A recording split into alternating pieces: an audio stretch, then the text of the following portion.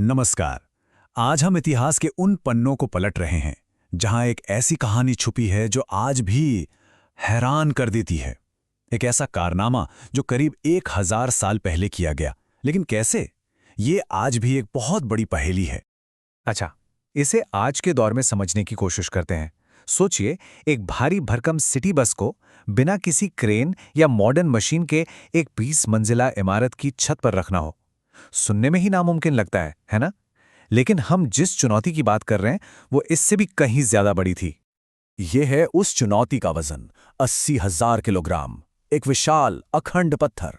इस वजन का अंदाजा लगाना भी मुश्किल है। और यही तो है असली रहस्य।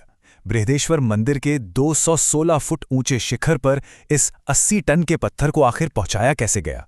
ये सिर्फ एक सवाल नहीं है, बल्कि उस युग की इंजीनियरिंग और इंसानी इच्छाशक्ति का सबसे बड़ा सबूत है।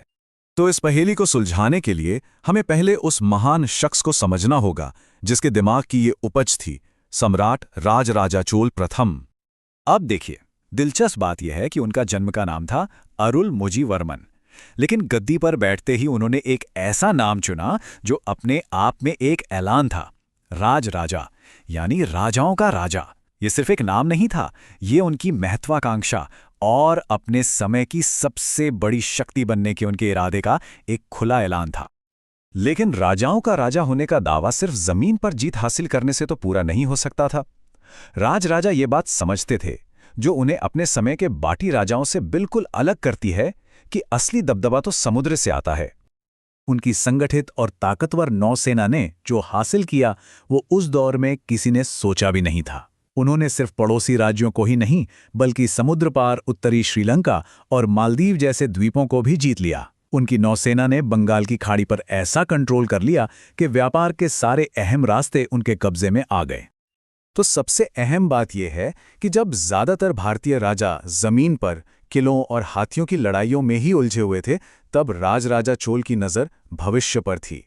वो समझ चुके थे कि आने वाला युग व्यापार, प्रभाव और शक्ति का होगा, और उस युग की चाबी समुद्र पर राज करने में ही थी। लेकिन उनकी असली प्रतिभा सिर्फ जीतने में नहीं थी, बल्कि अपने विशाल साम्राज्य को चलाने के लिए एक स्थिर और मजबूत सिस्टम बनाने में थी। और जिस तरह से उन्होंने ये किया, वो भी उतना ही क्रांतिकारी था। उन्होंने एक क्रांतिकारी कदम उठाया, पूरे साम्राज्य का भूमि सर्वेक्षण। जरा सोचिए, 1000 साल पहले बिना मॉडर्न औजारों के हर खेत को नापना, उसकी मिट्टी की क्वालिटी को दर्ज करना और फिर उस डेटा के आधार पर टैक्स तय करना। ये अंदाजे पर आधारित क्रूरता से व्यवस्था और निष्पक्षता की ओर एक बहुत बड़ी छलांग थी। भूमि के झगड़े कम हुए, क्योंकि अब सब कुछ रिकॉर्ड में था और समाज में स्थिरता आई। और ये दिखाता है कि उनकी सोच कितनी आगे की थी। उन्होंने स्थानीय स्वशासन को बढ़ावा दिया, जिसे आज हम पंचायती राज की तरह देख सकते हैं। गांव को अपने छोटे मोटे झगड़े निपटाने और स्थानीय मामलों को खुद संभालने की पूरी आजादी थी। उस जमाने में जब ज्यादातर राजा पूरा कंट्रोल अपने हाथ में रखते थे, ये अपनी प्रजा पर उनके भरोसे का एक असाधारण सबूत था।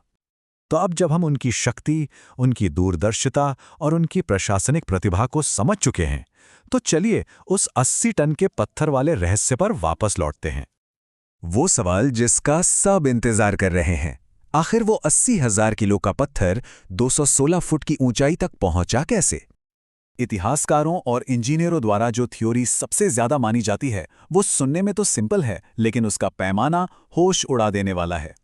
एक बहुत बड़ा अस्थायी रैंप, यानी एक ढलान वाला रास्ता बनाया गया, जो धीरे धीरे आसमान की ओर बढ़ता गया। इस विशाल पत्थर को चिकने लकड़ी के रोलर्स पर रखा गया और फिर हजारों मजदूरों और हाथियों की ताकत से उसे इंच इंच करके ऊपर खींचा गया। और ये कोई छोटा मोटा रैंप नहीं था। माना जाता है कि ये रैंप लगभग 6 किलोमीटर लंबा था। जी हाँ, 6 किलोमीटर। इसे समझने के लिए सोचिए, ये मंदिर से लगभग 1 घंटे की पैदल दूरी है। मतलब उन्होंने सिर्फ एक मंदिर नहीं बनाया, उन्होंने उसे बनाने के लिए एक अस्थायी पहाड़ खड़ा कर दिया था।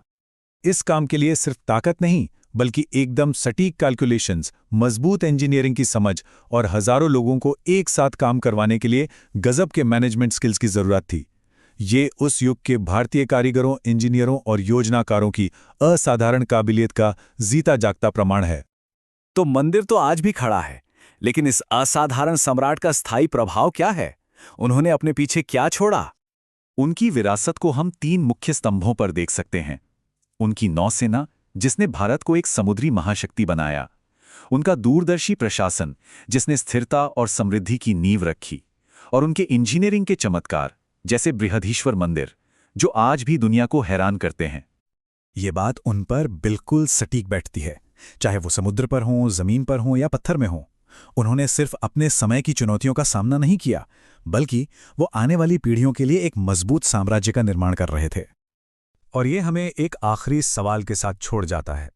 जब हम राजराजा चोल की सफलताओं को देखते हैं, उनका सामुदायिक दृष्टिकोण, उनका डेटा पर आधारित शासन और कम साधनों में असाधारण परिणाम हासिल करने की उनकी क्षमता, तो हमें खुद से पूछना होगा, क्या उस अतीत की सरल प्रतिभा में हमारी अपनी जटिल मॉडर्न समस्याओं के कुछ अनसोचे समाधान छिपे हो सकते हैं?